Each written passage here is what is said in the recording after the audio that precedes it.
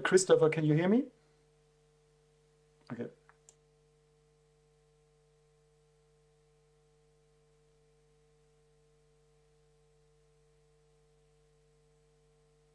Yes, I hear you well, sir. Thanks for joining.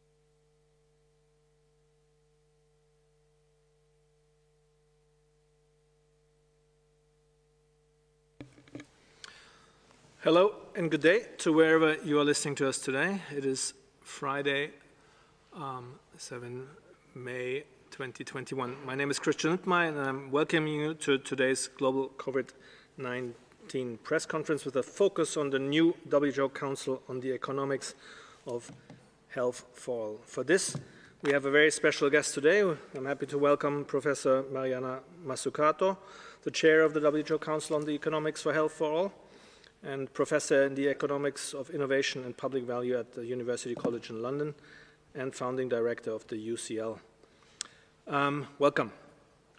We have also a very special situation today because many of you have been waiting for the outcome of the TAG EUL and the SAGE deliberations. So we have guests for this too. We have the chair of the TAG, Professor Arnaud Didier-Laurent, with us, and Professor Alejandro Cravioto, the chair of the SAGE, for any further discussions later. But first, of course, here in the room, we have Dr. Tedros Adhanom Ghebreyesus, WHO Director General, Dr. Mike Ryan, Executive Director of WHO's Health Emergencies Program, Dr. Maria Van Kerkhove, Technical Lead on COVID-19, Dr. Soumya Swaminathan, Chief Scientist, Dr. Miguel Simão, Assistant Director General for Access to Medicines and Health Products, and Dr. Bruce Aylward, Special Advisor to the Director General and the lead on the ACT Accelerator. Now, let me hand over to the Director General for the opening remarks. Dr. Tedros, the floor is yours.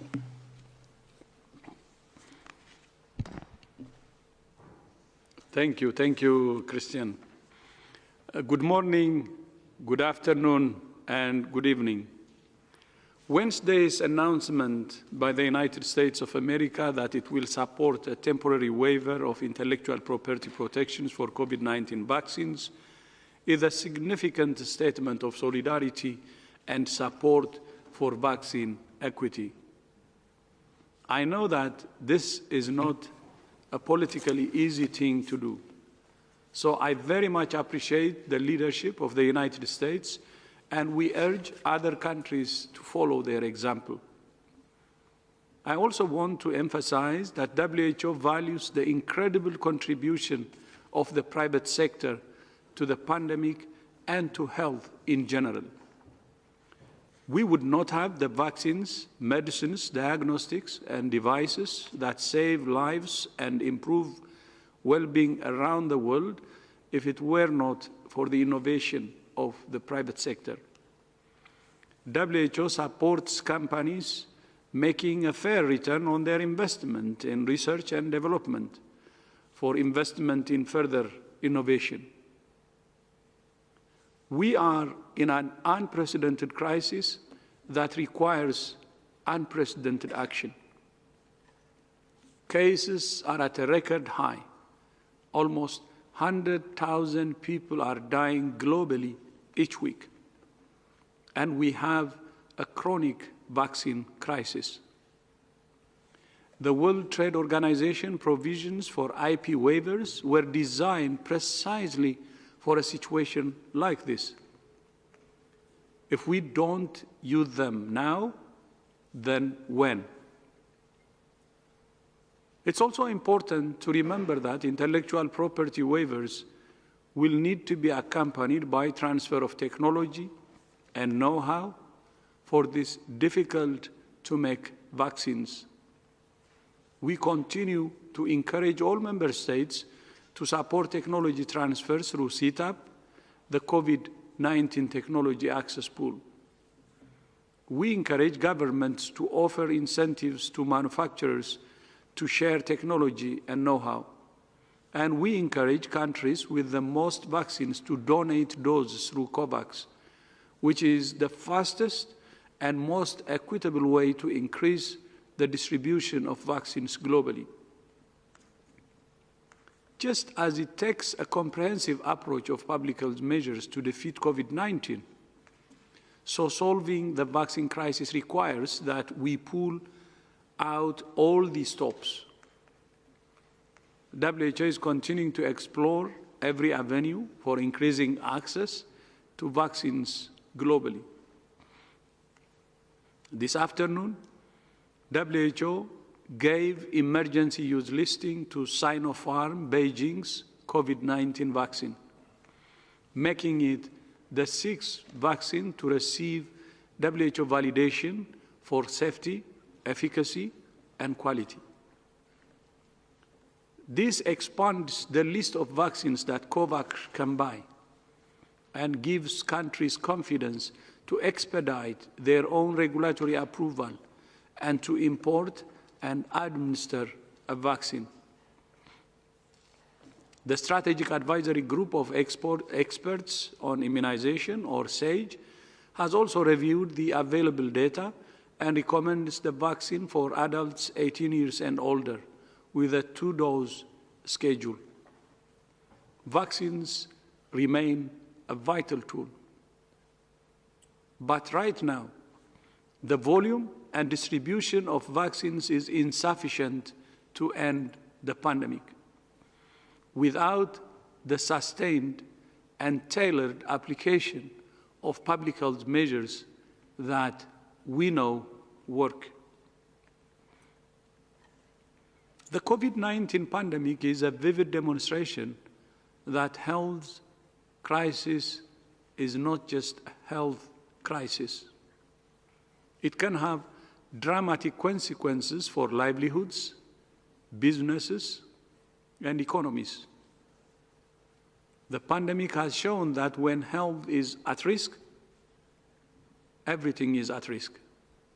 But when health is protected and promoted, individuals, families, communities, economies, and nations can thrive. That's why universal health coverage is WHO's top priority. All roads should lead to universal health coverage. I repeat, all roads should lead to universal health coverage. But globally, we're going in the wrong direction. Around the world, more households are spending an increasing proportion of their income on health. And more people are being exposed to poverty as a result of out-of-pocket health spending. It's clear that making progress toward this universal health coverage cannot just be a matter for ministries of health, but takes an all-of-government approach with leadership from the highest political levels and close engagement with ministries of finance.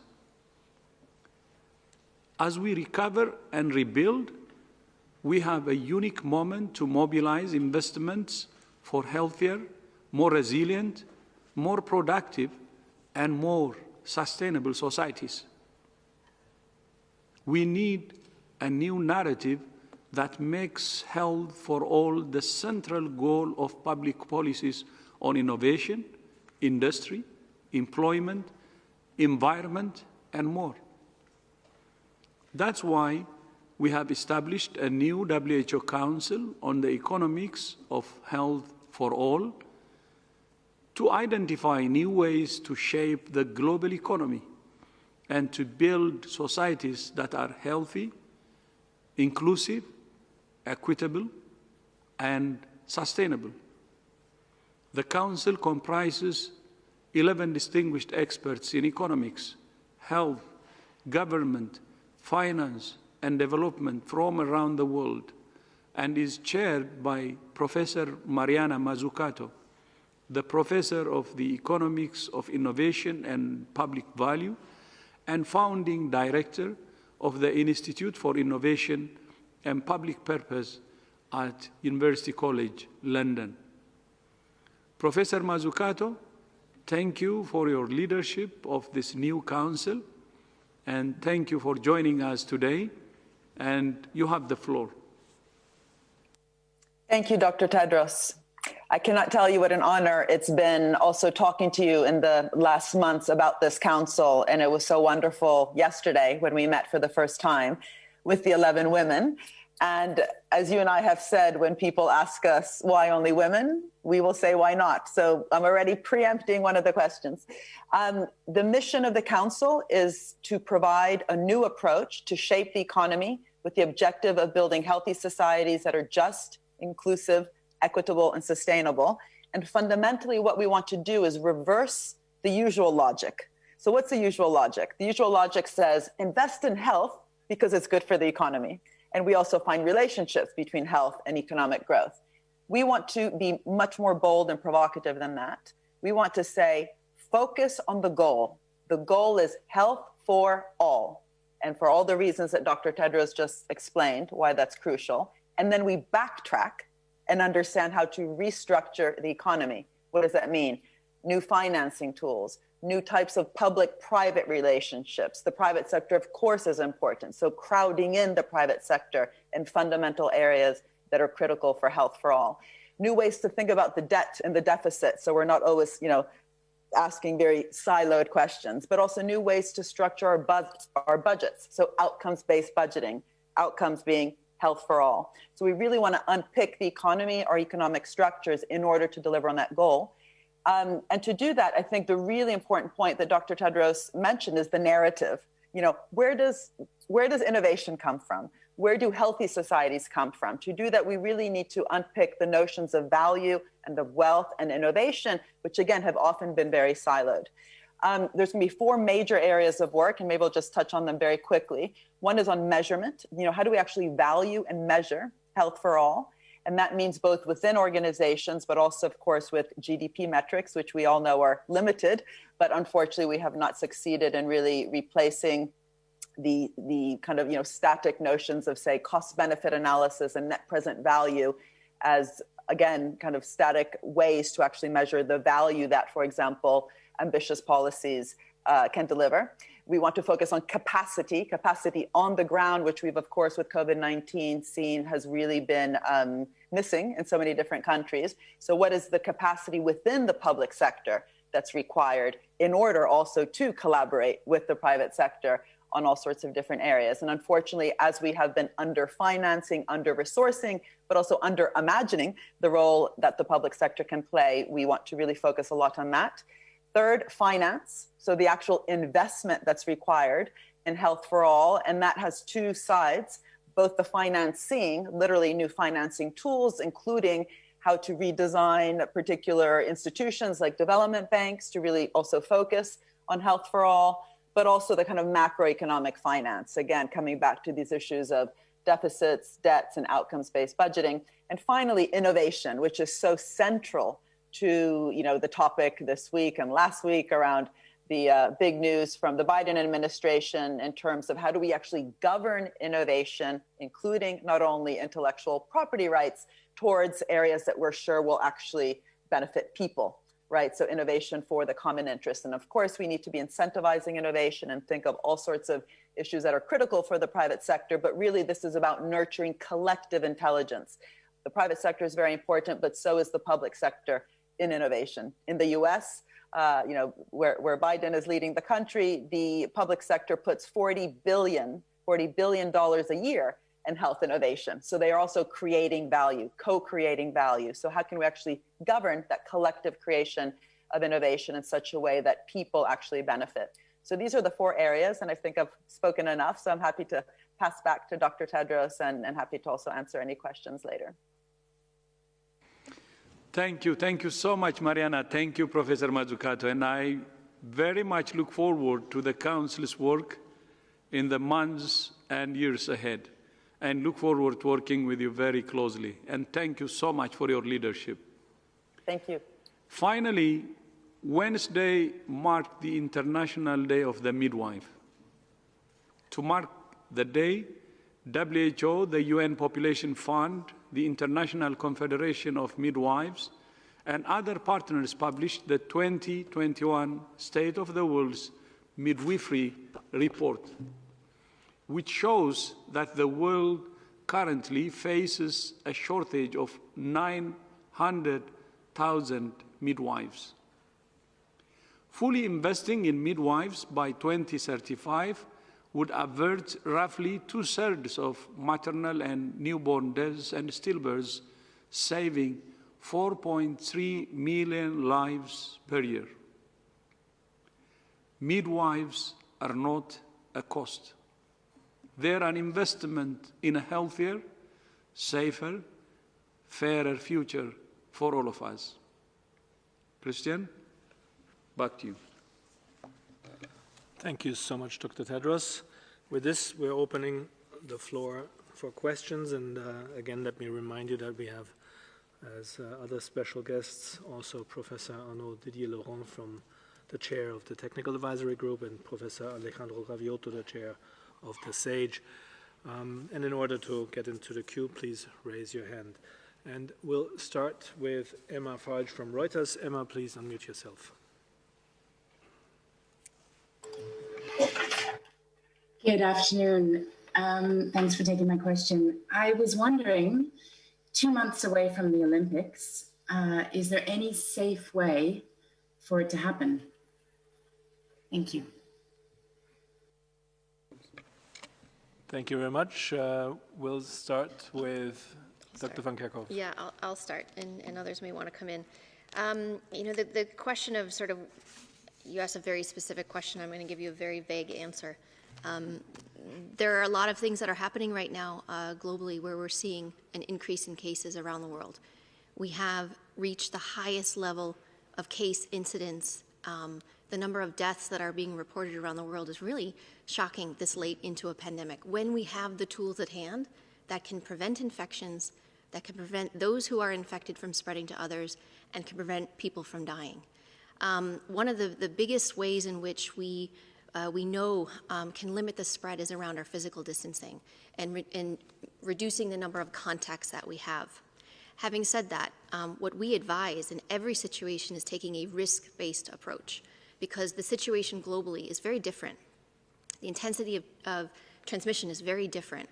And so at an individual level, we're asking everyone to know what your risk is through that activity and take measures to lower your risk. Practice your physical distancing, wearing a mask, avoid crowded spaces, make sure you have good ventilation if you're indoors. It's as simple as opening the windows if it's safe to do so. Practice respiratory etiquette, get a vaccine when it's your turn. Avoid mass gatherings, and when there are events that are taking place, we support countries in using this risk-based approach to take the decision about if an event can happen. This is for the Olympics, as well as for having a barbecue in your home. Don't forget that even though there's a lot of attention for big gatherings like the Olympics, like religious festivals, like political rallies, there's also a risk at even some of these small gatherings at your home. It depends on where you live. It depends on how much virus is circulating. It depends on if there are appropriate measures that could be put in place to have a plan for case detection, for early recognition, for caring of those individuals, for contact tracing, a good communication plan. It also matters about the vaccine allocation and vaccine rollout in individual countries. So my answer is vague because it matters for every single event, every single gathering that is happening worldwide right now. What we really need is everyone around the world to take measures to keep yourself safe, to minimize exposure to this virus and the virus variants, and make sure that you don't allow the virus to spread. Mike? Thank you, Maria. With specific reference, I think you were speaking specifically about the Olympics. The issues regarding the Olympics are multi-dimensional. There is the issue with regard to the safety of athletes and their teams within the environment of the Olympic Village and the Olympics themselves. Then there's the issue of the venues and whether spectators attend or don't attend. Then there's the issue of social mixing around those venues. And then there is the issue of whether spectators or attendees will come as from outside the country. And all of those have to be considered separately. It's not whether we will have an Olympics or not. It's how those individual risks within that framework are being managed. There's been a tremendous amount of work done on the playbooks for the teams and the delegations that are coming. A lot of preparation amongst those teams regarding testing and quarantines and arrival. and measures that have been taken in the Olympic villages, in the training facilities and around the venues themselves. Then there is the matter of attendance within the facilities themselves, and I believe the Japanese authorities and the IOC still have not made final decisions regarding the level of attendance at those venues because of the variations in the incident situation in Japan itself.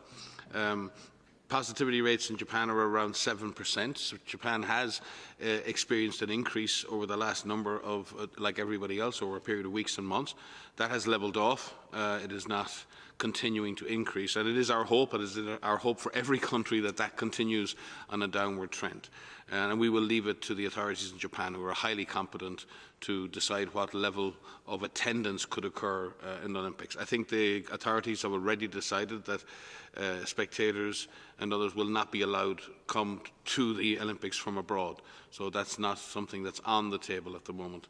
And then the issue will be the extent to which social mixing and socialising is allowed around the Olympic venues themselves.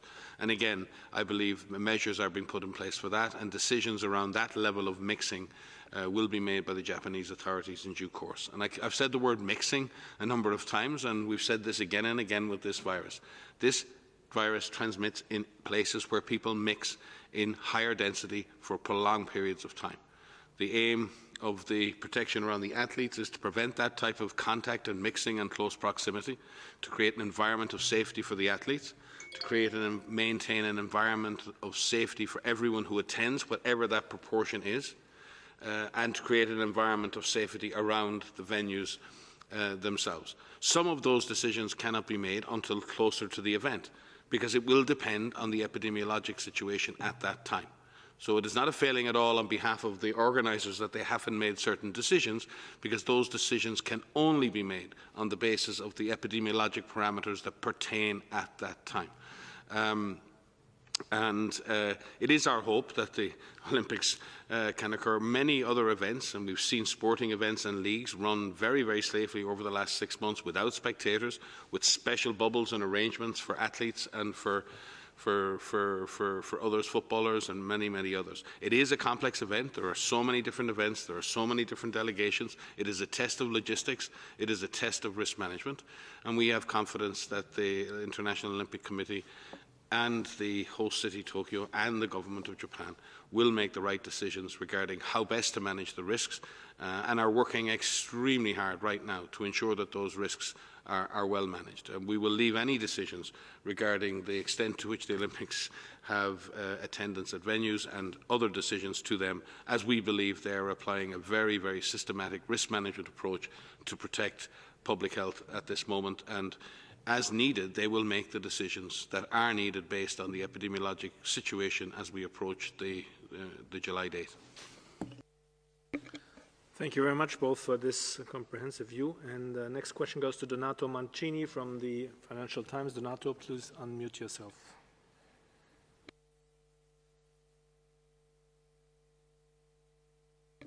Donato, can you hear us? Yeah, I can. Can you? Yes, now it's okay.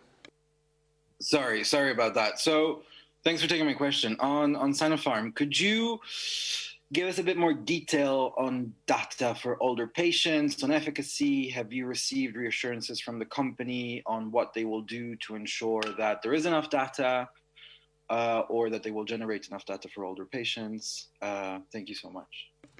Thank you very much, Donato. I'll look at Professor Alejandro Gravioto, the chair of the SAGE.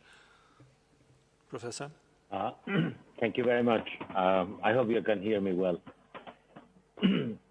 Very well. We have the working group that SAGE has to review COVID vaccines made a thorough assessment of all the information regarding the Sinopharm vaccine and came to the conclusion that there is enough evidence of safety and the capacity of the vaccine to prevent severe disease or symptomatic and hospitalized cases up to 79%. We have information that the vaccine is useful for people above 18 years of age. And as the person asking the question said, the information we have for people over 60 is still very scarce. There is no reason to think that the vaccine would behave differently in this older age group. And in fact, in many countries in the world where the vaccine is already being used, this group has already been vaccinated. So in that sense, what we're encouraging is for the company or the people who are now in charge of the country programs to make sure that they have strong follow-up programs of safety and effectiveness of the use of this vaccine, especially in three groups of people: the over 60-year-olds, for which we have little information, people with comorbidities, which are essential as one of the main components for mortality, and of course the issue of pregnancy, for which there is also very small, there is no information for this vaccine. Once we have this information, then as with any other vaccine that SAGE has reviewed, we will look at the new evidence and make changes in our interim recommendations for this vaccine. But for now, after getting an EUL approval, we see no reason why this vaccine should not be recommended fully for use of people 18 years and above in a dosage of 2 doses from 2 to 3 weeks apart. Thank you very much. Thank you very much, Professor Cravioto, and I'll look at Professor Arnaud Didier-Laurent, the chair of the TAG for Safety, Efficacy and Quality. Thank you. So maybe I take the opportunity to explain a little bit what the TAG is doing, because I think that's the first time we actually have the opportunity to do this. So actually we are a group of independent experts that I'm honored to chair. And we are from different countries, different expertise in the world. And our role is to perform a benefit-risk assessment of COVID-19 candidate vaccines. And this is based on a report that is provided by the product evaluation team at WHO. So they're composed of regulatory experts of WHO, but also regulatory experts from different countries. So it is really a global effort, and we actually, in our assessment, we're particularly focusing on the specific needs of the low and middle income countries, including the way vaccines can be implemented. So in the context of these vaccines we're talking about, developed by the BIBP Sinopharm, we have reviewed data on quality of the vaccines. That include outcome of an inspection of the manufacturing facilities. We also reviewed available data on efficacy and safety of the product, including the risk management plan, which is an important document because it's include the, how we're going to monitor the performance of the vaccines after listing. So overall, and based on the robust assessment of this data and actually further clarification from the company, we concluded that the benefit-risk assessment was favorable for this inactivated COVID-19 BIBP vaccine. And therefore, we recommended actually this morning the listing of the vaccines for emergency use. To the question how this is going to be followed up, and actually, like all the vaccines we have been listing as part of our group work, and the TAG, and together with actually the WHO product evaluation group, we we requested additional studies that include clinical and real-world evidence from the company that committed to perform these studies. So, in fact, we're confident that we'll be able to generate data that the chairman of the SAGE mentioned in the future as soon as possible to actually allow a continuous evaluation of the vaccines because, in fact, the work doesn't stop after the listing because we continue reviewing data as they are provided by the manufacturers. And also, I'd like to take the opportunity for, in behalf of the TAG members, first to thank my colleagues in the TAGs because we've been quite busy looking at this data, but also, more importantly, the works from the WHO experts and regulatory experts for the decision today. So thanks a lot. Thank you very much, Professors Cravioto and Professor Didier-Laurent. Next question goes to Agnes Pereiro from the AFP. Agnes, please unmute yourself.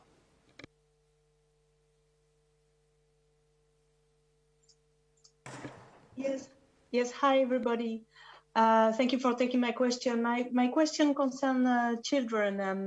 There are some pharma companies that are seeking now national approval for vaccinating children.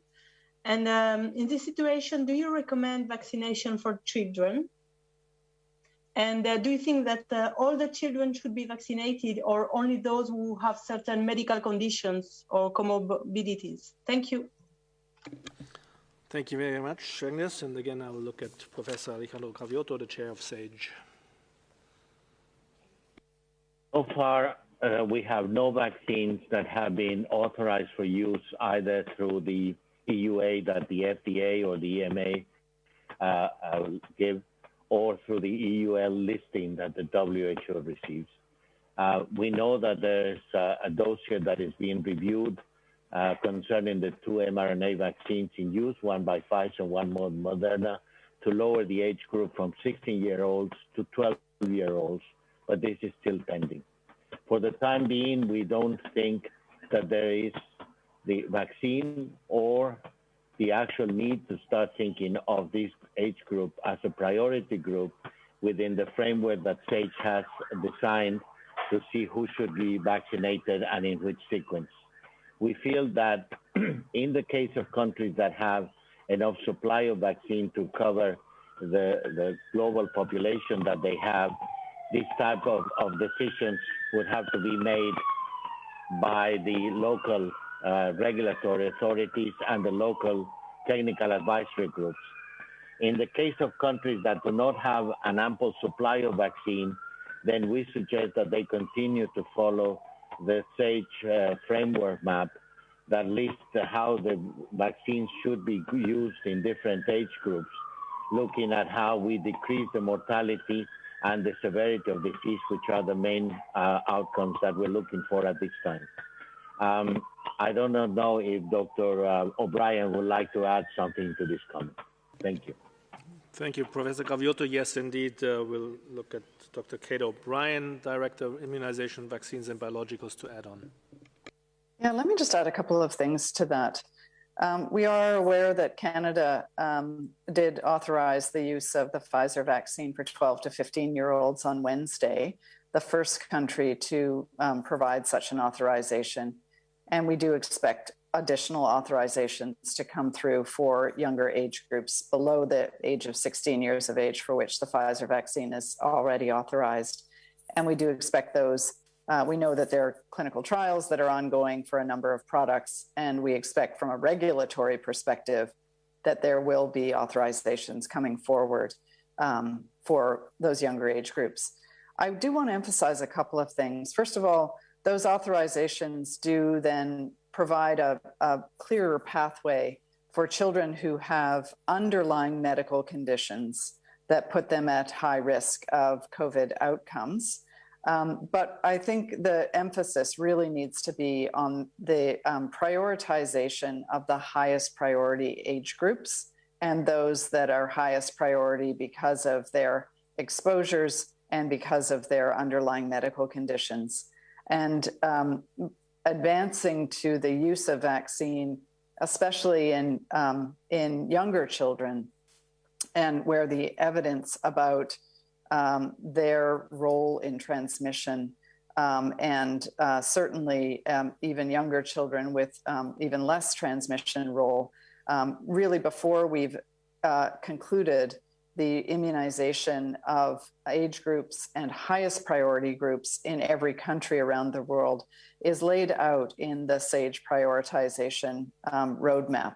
And we would really like to reemphasize that the priority really needs to be getting vaccine to all countries in the world for the highest priority groups before we start advancing to groups that have much lower risk of disease.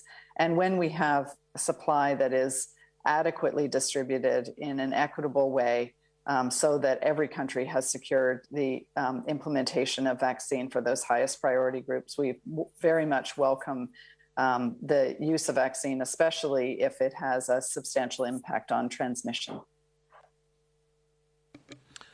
Thank you very much, Dr. O'Brien. Next question goes to Isabel Sacco from EFE. Isabel, please unmute yourself.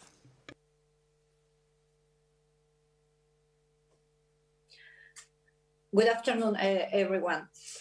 I would like to know what is the most recent WHO assessment on the variant identified in India, and that is responsible for the crisis the country is living now.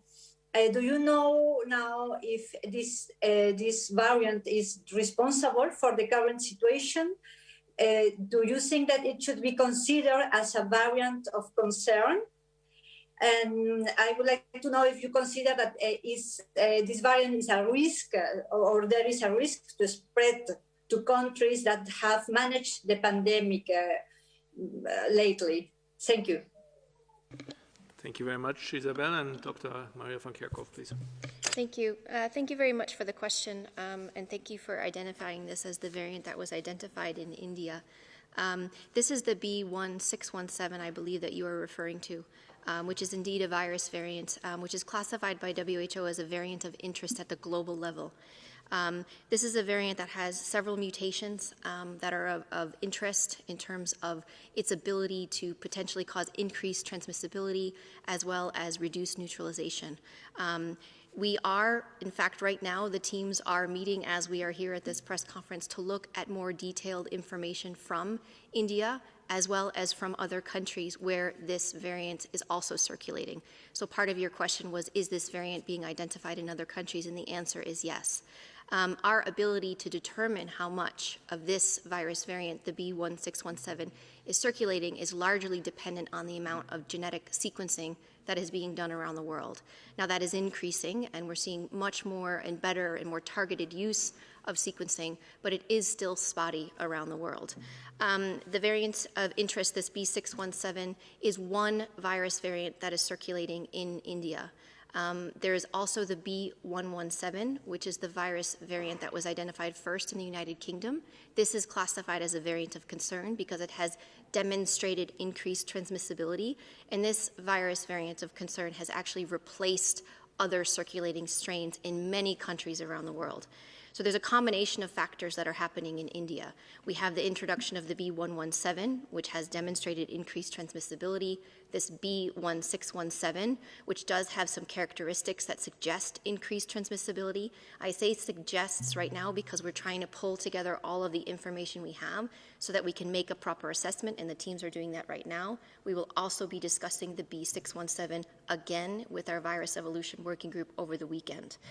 The other combination of factors associated with increased transmission in India has to do with social mixing and the number of contacts, the amount of mixing of individuals coming together, relaxation of some public health and social measures. It's a combination of factors. It isn't just one factor that is associated with increased transmission. The variants don't help.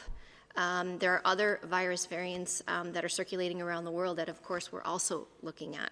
So it's a combination of factors. But indeed, the 617 is one that we are looking at very, very carefully, looking at data that is coming directly from our colleagues in India who are studying this virus variant, as well as studies that are ongoing in other countries that have detected 617 in their populations. So we will have more information on that over the weekend and if at the latest on Monday. But we summarize everything we know about the virus variants in our weekly epidemiologic record, including the 617. So what we published on Tuesday on our website, I wish I had it, I would also hold it up in front of me, but if you don't look at those weekly epidemiologic updates, there's a wealth of information that's in there. And every week, we will describe what we know about the 3 variants of concern, the B117, the B1351, and the P1, as well as 7 variants of interest that we're tracking around the world. So it's a dynamic situation. The information is coming in fast and furious. We are working with scientists and partners around the world to consolidate our knowledge, the evidence that is coming online, even through preprints and through reports coming from countries, so that we can make a robust and a proper assessment about what we know, and then we can inform you accordingly. And just maybe to add for emphasis there, that we're always concerned with variants, because variants can have They're different. They have a slightly different structure, so they can have slightly different properties, and those properties can affect transmission. They can affect their virulence, or the way in which they cause disease, or the severity of the disease that they cause. And that's why we're all concerned globally to track and monitor those variants. So first of all, that tracking and monitoring is in place, but it's patchy, and we don't have that monitoring in some places. And again, there's an equity issue in this as well. We don't have equitable distribution of the capabilities or the technologies to track these viruses at the genomic level. And we're working very, very hard within WHO and with our partners to do that. We're working very hard with our partners in the ACT Accelerator and the Diagnostics Pillar and others to try and shift that balance. The Wellcome Trust and many others are involved. Beyond that, and Maria is absolutely correct when she says that these viruses change over time, but what we've seen in South Africa with the B1351, without vaccine, South Africa brought that variant pretty much under control by applying public health and social measures, by building a partnership with communities, by decreasing mixing and crowding, by investing in diagnostics and testing, in identifying clusters, and in bringing the disease under control. I'm not saying that you can stop the variants or even to stop completely the wild strain by just using those measures. My concern right now is that this virus has huge kinetic energy in some countries.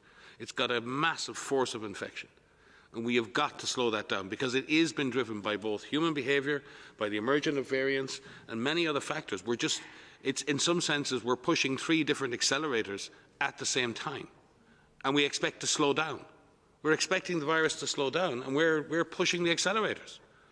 We have got to stop pushing the accelerators on this virus. We need to vaccinate more people and protect the vulnerable.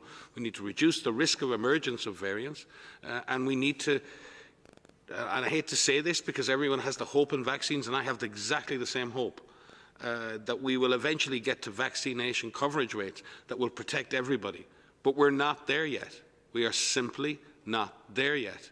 And what is driving these huge spikes in infection, it may be contributed to by variants, but what is driving it is proximity between people. It is crowding and mixing of people without protection, without hand washing, in poorly ventilated spaces, without wearing masks. And I know how hard that is in the context of some countries. But that is the brutal reality. And some countries now are at such a rate of infection that their health systems are back under severe pressure. We've seen the tragedy in India. We need to avoid that same tragedy occurring in other countries, and some other countries are heading in that direction. And we need to take action. We need to take the heat out. This pandemic is global, but this pandemic is acting very differently in different countries. Each country is having a unique experience, and I would advise every country to look at their data now and see where you are. Look at where you are in this fight, and some of you are not in a good place. And you need to protect your health system. You need to get your oxygen supply sorted out. You need to sort out your clinical triage.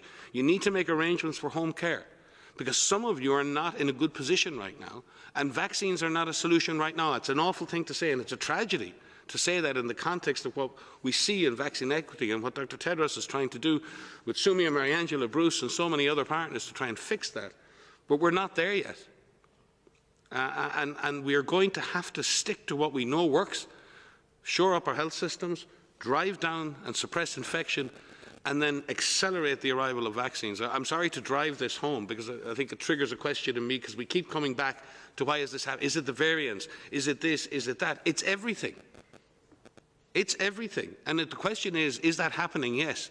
Is that a natural phenomenon? Yes. The real question is, what are we going to do about it? And some countries really need to take a look in the mirror in terms of what they're doing to drive infection rates down. Otherwise, our health systems in many countries will face real issues in the coming weeks and months. Thank you very much for this. Next question goes to Ana Pinto, Folha de Sao Paulo. Ana, please unmute yourself. Hi, good afternoon. I have a question about the Chinese vaccines listed for emergency use. I guess Dr. Mariangela Simão told us on Monday that along with Sinopharm, the Sinovac vaccine was also expected to be listed to the end of this week. So I'd like to know if there is any news about the Sinovac vaccine. Thank you very much. Thank you very much, Anna. Let me give this to Professor Arnaud Didier-Laurent, the chair of the TAG. Yeah, thanks for the question. We have started to review the report from Sinovac. We have actually requested additional information to the manufacturer through a letter, so we're waiting for that answer. So again, it's part of our role to actually assess the data, and then we had reason to ask additional information that we hope to receive very soon to make a recommendation about this specific vaccine. Thank you. Thank you very much. Next question goes to Christiane Oelrich from DPA. Christiane, please unmute yourself. Thank you. I have a question on the Sputnik vaccine.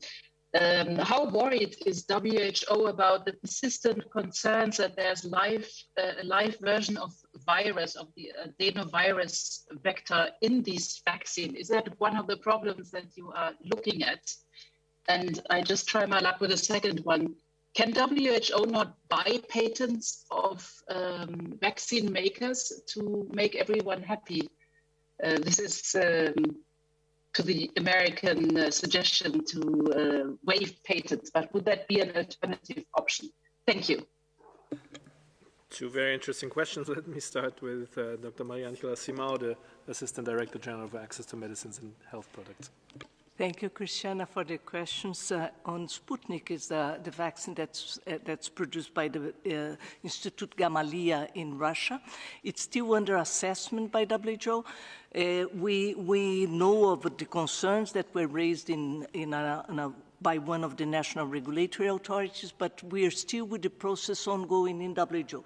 We did have a team doing inspections in Russia now during April for the good clinical practices, together with the European Medicines Agency. And the 10th of May, we have a team again in Russia inspecting the good manufacturing practices for manufacturers. So at this current stage, we are still analyzing the data, receiving additional information on the dossier, and doing the inspections on site.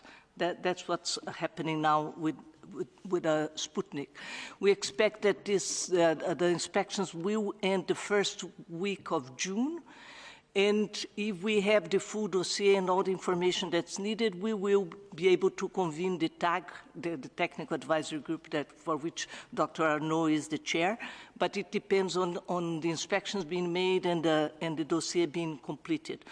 On the question on if WHO could buy patents, I don't think anyone can buy patents, right? Because it's a system that allows for either for the use of the TRIPS flexibilities in terms of compulsory license, voluntary license, and other things. Or like it's being discussed at the WTO at the moment for a waiver, which means a temporary suspension on intellectual property rights for COVID products. Thank you. Thank you very much, Dr. Simão. Next question goes to Sophie Mokoena from SABC South Africa. Thank you so much. I just want to check on the issue of building back better, the revival of the global economy.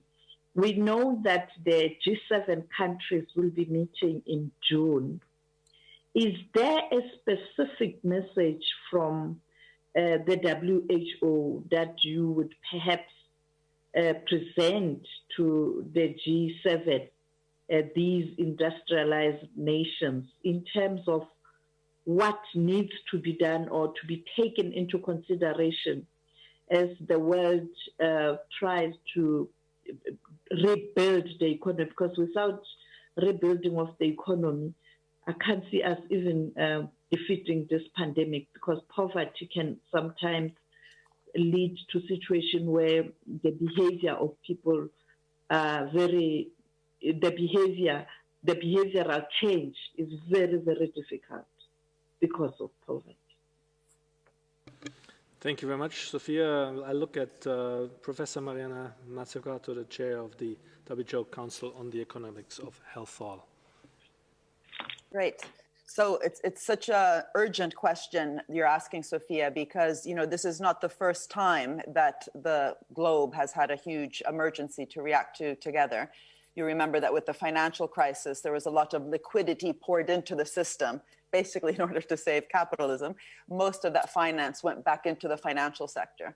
This time, what we have to make sure is that every country's recovery plan is not only strong, but is built in such a way that the funds actually land on the structures on the ground. And in the first instance, of course, on the health system, which has revealed to be very weak, but also on new forms of public-private partnerships. I think what this whole debate over the vaccine should hopefully reveal to us that it's not about the state or the private sector. It's actually about how to work together in better ways. And here I think we should really look at some countries where, for example, there's conditionalities attached to bailouts for particular sectors. I know that this goes beyond health, but I think we need to be learning kind of what works, what doesn't, also with other sectors. In France, for example, the recovery funds that went to the airlines and to the automotive were conditional on actually lowering their carbon emissions. And we know that there's very strong relationships, of course, with climate change and the health crisis. And we can't just keep going from one crisis to another. So embedding within our public-private partnerships a true Build Back Better design is fundamental. And for that, I think we need to look at how procurement works, government as purchaser, how we look at grants, how we look at loans, but also how we literally look at the collaborations for innovation. And the Build Back Better, slogan will just be a slogan unless we bring those ideas on the ground. And there's no better place to start than the vaccine. As Dr. Tedros said, if we don't do it with the vaccine, where are we going to do it? But also really fortifying a global welfare state, but also reimagining it, making it a modern 21st century welfare state. So also our health systems are innovative. Instead of having this dichotomy of innovation here and welfare state here, how can we really innovate through the health system itself and allow the industrial strategy, the innovation policy to be at the center of how we think about health for all? Thank you. Thank you very much, Professor Mazzucato. And just to follow up on Professor's point, I think, and it's not a message that the G7 is a gathering of heads of state from some of the largest and most powerful countries in the world. The message from WHO and from partners is very much too focused. I think at this point, many of us may have expected we'd be coming out of this pandemic and we'd be thinking about the future. We're not. We're still in the heart of this thing. So therefore, the G7 has a twofold challenge, as does the G7, the EU, the African Union, everybody has. How do we stop this one, and how do we prevent the next one? It's very simple.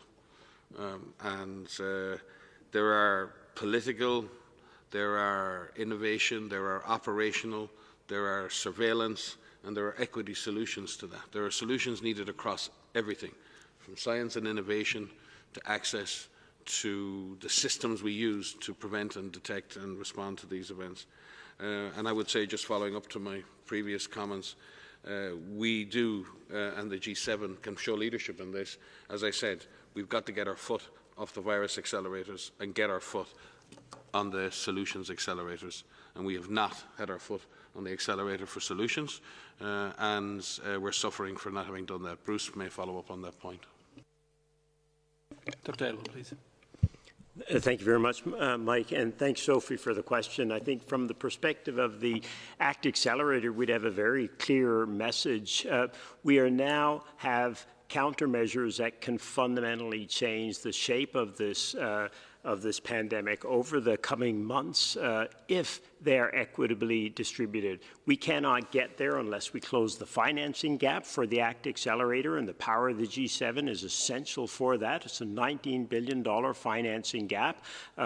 As our guest speaker would have highlighted, that pales next to the costs that we're incurring every single day for this crisis and the inability to get countermeasures to people who need them. So we need the finance behind it. The second thing we need is the sharing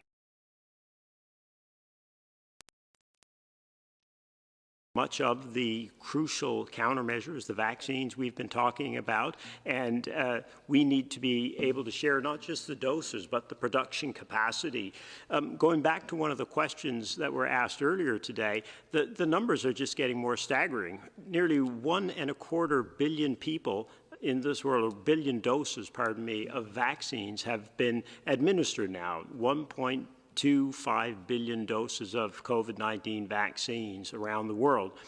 About 5 million of those, and that's the number, have been in the lowest income countries. So the differences are staggering, and we need the help of the G7 to change that equation and raise the proportion of the populations that are vaccinated. Huge numbers of healthcare workers, huge numbers of older people have not seen a dose of vaccine. So for us, it's not an issue of who could you vaccinate so much as who you should vaccinate. And the G7, we've had some fantastic commitments to try and help on that, and hopefully that can be realized. And the last part, of course, is it's a problem because we simply don't have enough of the countermeasures. We need to scale up production of these countermeasures, the vaccines, the diagnostics, the oxygen, the PPE. We need the whole package, as Mike always emphasizes. And again, the industrial, financial, and other weight of the G7 in supporting that is going to be absolutely crucial. So we could be in a different position much faster globally than we will be unless we get that support through the financing, the sharing, and also the scaling up of these products. Thank you very much, all, for these points. Next question goes to Belisa Godinho from the magazine in Portugal.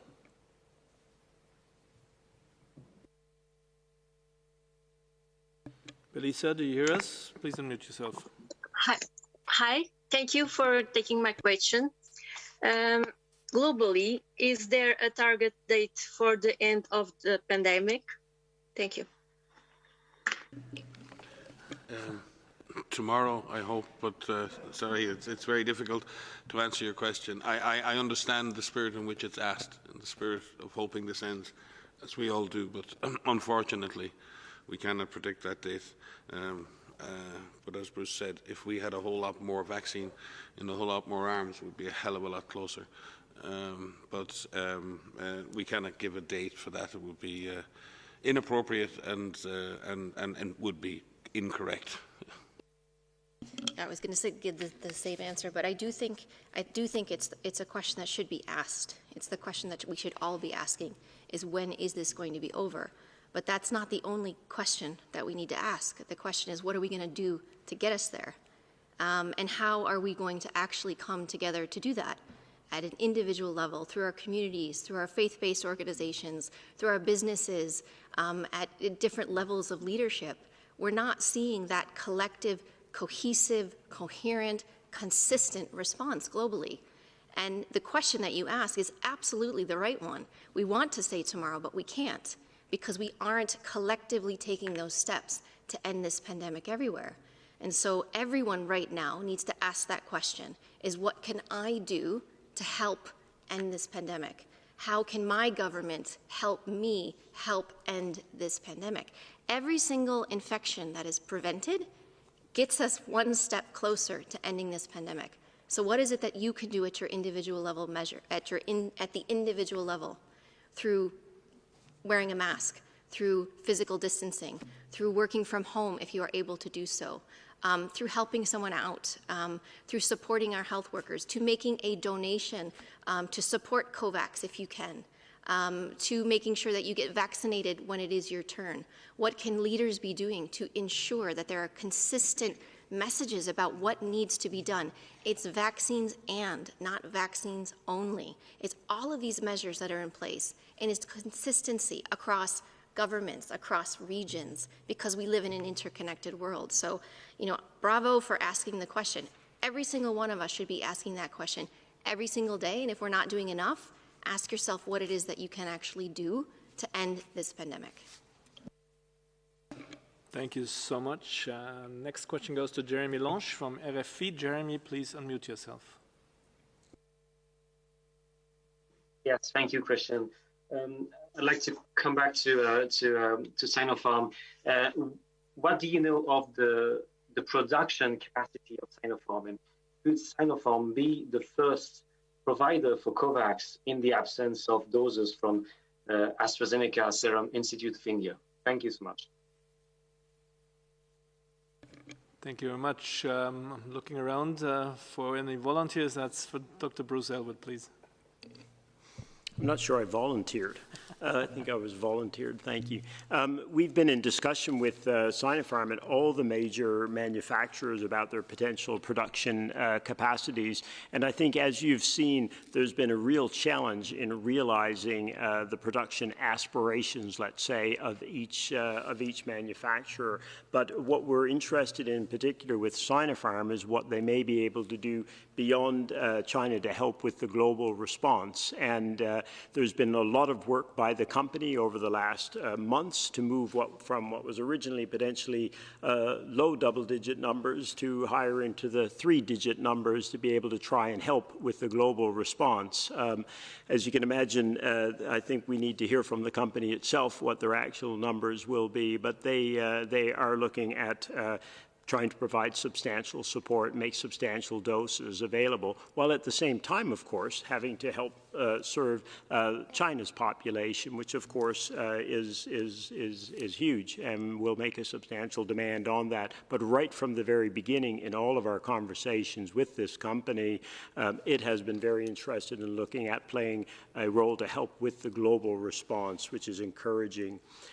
Just while I have the floor, I would like it to just add one comment we should have earlier, perhaps, as we were talking about what could be done to help, and that is just to recognize an announcement from earlier this week that we didn't get a chance to speak to, and that was the announcement by Sweden of their donation of vaccines to the COVAX facility.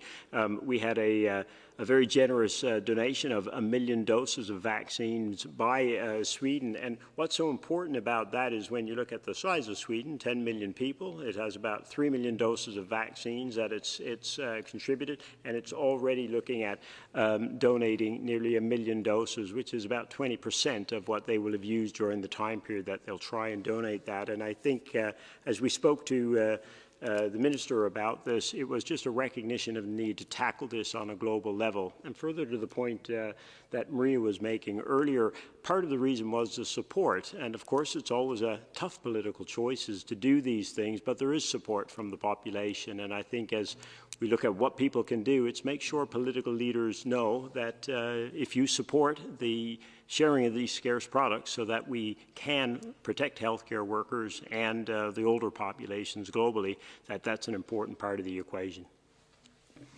Thank you very much, Dr. Elwood and Dr. O'Brien, to add.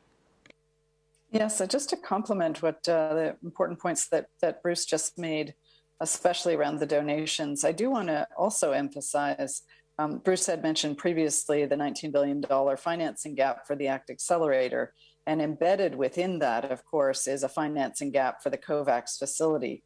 So what is really essential, as Mike has said, all of these things are needed. But I do want to emphasize that fully financing the COVAX facility is critically important for assuring that the doses that have been committed and can still be committed through additional contracts with manufacturers, a number of them have been mentioned already, can actually be secured. And without that financing or without those donations, simply aren't the doses that are there to assure that countries that are really getting their doses through the COVAX facility can deliver to achieve the impact eventually that vaccines will have.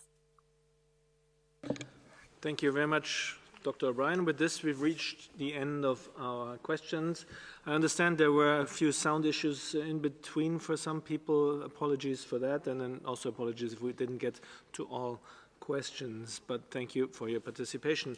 I'll look at Professor Mariana Mazzucato for any final words, please. Sure. I mean, perhaps I can just say one thing which I didn't say, which at least, for me, it's so important that the council not just be another talk shop.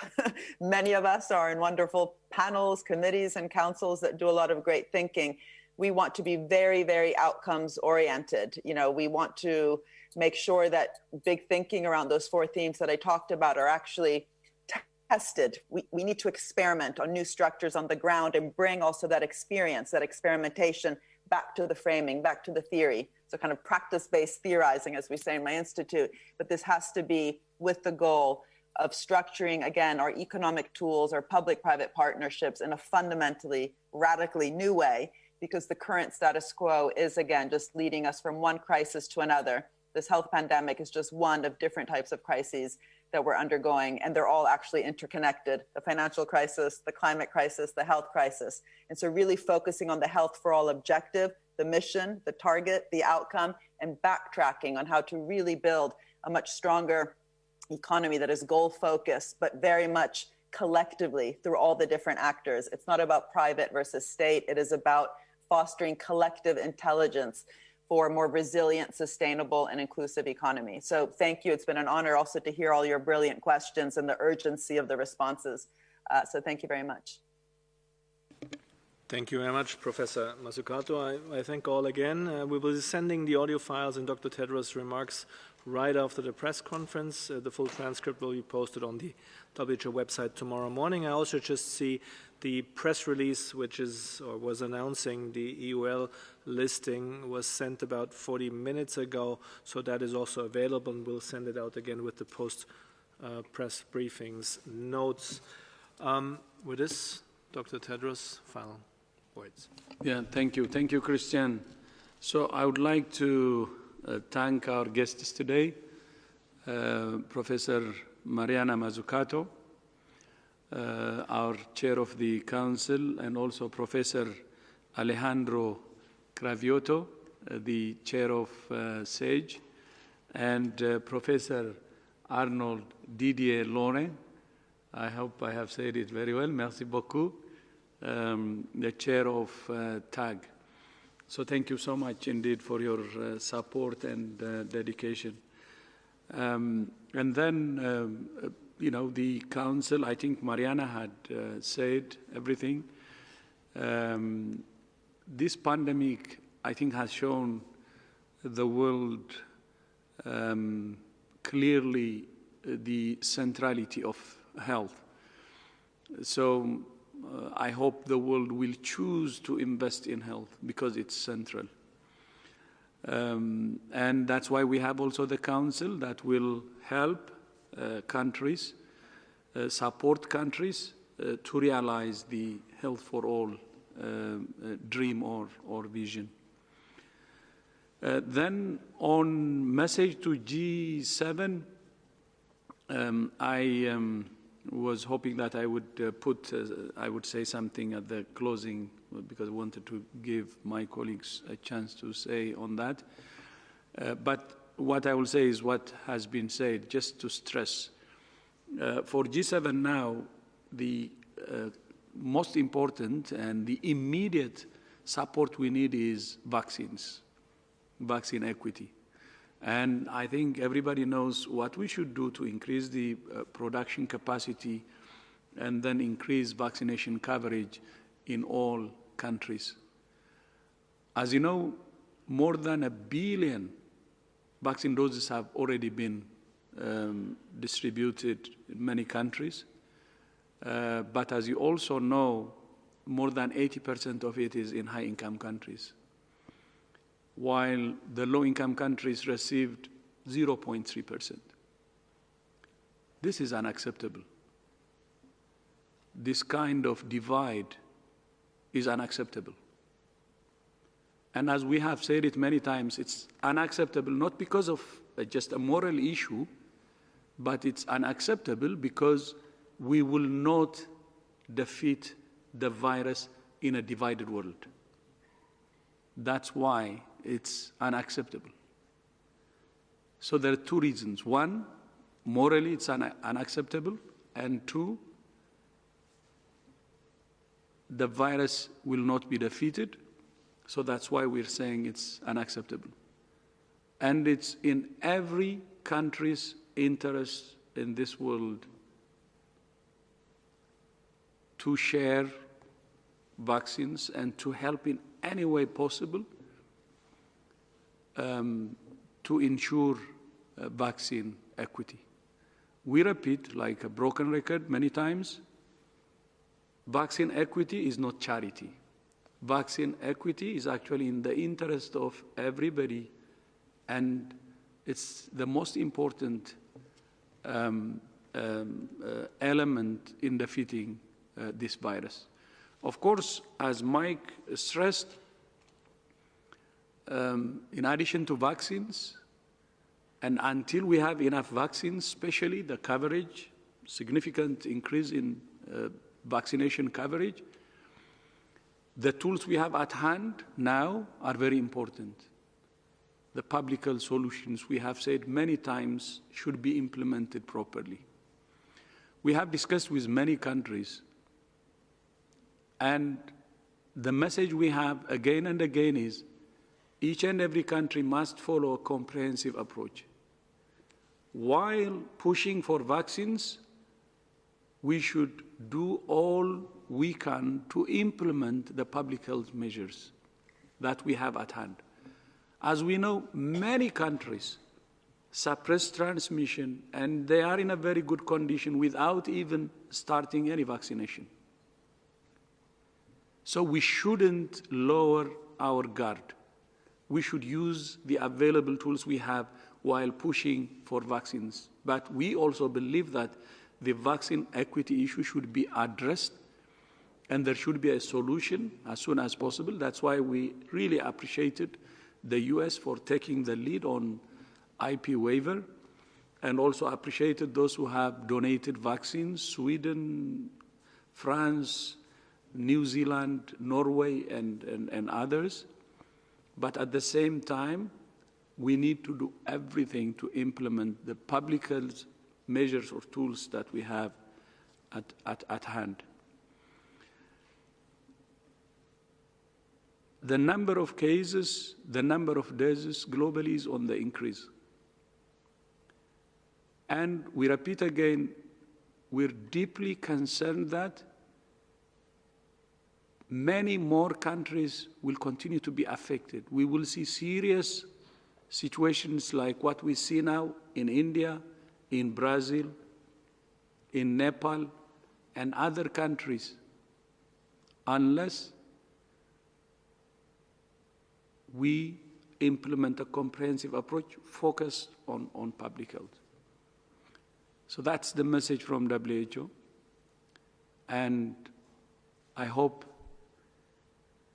countries take the comprehensive approach seriously and continue to fight this virus and end it together. Thank you so much to our media who have joined today, and again to our guests, and see you in our upcoming presser. Thank you.